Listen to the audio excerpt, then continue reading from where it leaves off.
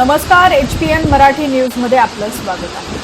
16 जून उजळलाय तरीही महाराष्ट्रात मान्सूनचा कुठेच थांबत नाही। 15 जूनला मुंबईसह संपूर्ण महाराष्ट्रात मान्सून धडकणार असा हवामान विभागाचा अंदाज होता, पण घडलं भलतंच। मान्सून सध्या अरबी समुद्रातच रेंगाळलेला आहे, त्याची पावलं पुढे सरकायला तयार नाहीये आणि याच कारणामुळे आता संपूर्ण महाराष्ट्रावर कोरड्या जूनचं भीषण संकट भोगावं लागलंय। भारतीय हवामान विभागाने दिलेला हा इशारा नेमका काय आहे?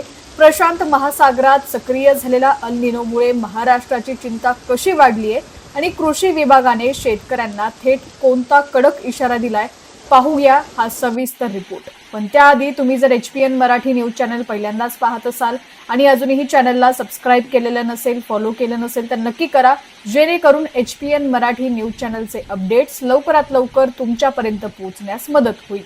होय, सध्या मान्सूनची परिस्थिती अत्यंत चिंताजनक आणि विचित्र बनलेली आहे। एका बाजूला मान्सून बंगालच्या उपसागरातून वेगानं पुढे वाटचाल करतोय।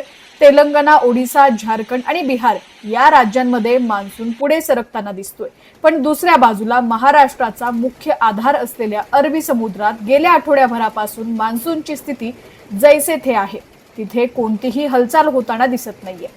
हवामान तज्ञांच्या मते ही अत्यंत धोक्याची घंटा आहे।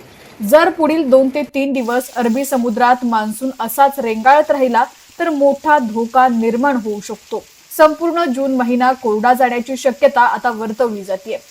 आता मान्सून 20 जूनच्या आसपास महाराष्ट्रात सक्रिय होईल असा नवा अंदाज आहे, पण अरबी समुद्रातील उलट स्थिती पाहता यात आणखी उशीर होण्याची भीती नाकारता येत नाहीये। पण या सगळ्या परिस्थितीमध्ये सर्वात मोठं टेन्शन वाढलंय ते अल निनोमुळे। प्रशांत महासागरामध्ये अल निनो पूर्णपणे सक्रिय झालेला असून ज्याचा थेट परिणाम भारताच्या पावसावरती होतोय। यंदा पाऊस सरासरीपेक्षा कमी राहण्याचा अंदाज भारतीय हवामान विभागाने आधीच दिला होता आणि आता त्याची लक्षणं दिसू लागलेली आहे। पाऊस रेंगाळला असतानाच दुसरीकडे राज्यात उष्णतेचा पारा वाढताना दिसतोय। आज हवामान विभागाने राज्यातील अनेक जिल्ह्यांमध्ये उष्ण आणि दमट वातावरणाचा मोठा इशारा दिलाय। विशेषतः कोकण आणि विदर्भात नागरिकांना प्रचंड उकाड्याचा सामना करावा लागणार आहे। कोकणात काही ठिकाणी वादळी वाऱ्यासह पावसाची शक्यता असली तरी तो मान्सूनचा मुख्य पाऊस नसेल। या संपूर्ण परिस्थितीचा सर्वात मोठा फटका आपल्या बळीराजाला बसतोय। राज्यात पेरण्या पूर्णपणे रखडलेल्या आहेत, पण अशा स्थितीत शेतकऱ्यांनी घाई गडबड करू नये म्हणूनच कृषी विभागाने एक अत्यंत महत्त्वाचं आवाहन केलेलं आहे। कृषी विभागाचा इशारा आहे की जोपर्यंत प्रशासनाकडून अधिकृत आवाहन केलं जात नाही तोपर्यंत शेतकऱ्यांनी मान्सूनच्या भरोश्यावर पेरण्या करू नयेत।